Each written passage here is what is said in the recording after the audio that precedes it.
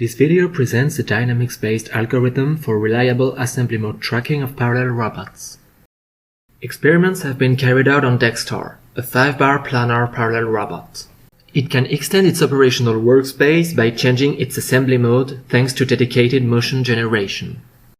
The testing trajectory consists in changing the assembly mode 4 times with decreasing velocity at singularity crossing. The robot tracks correctly the desired trajectory and succeeds in changing its assembly mode every time. Pause intervals can successfully track the assembly mode for the first 3 crossings, but the algorithm cannot state on the final assembly mode after the 4th crossing. Aside from the boxes are displayed pause and velocity enclosure width and pause and velocity contraction efficiency.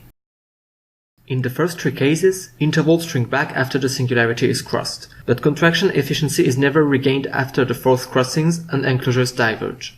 The last crossing is too slow for the intervals to remain tight enough.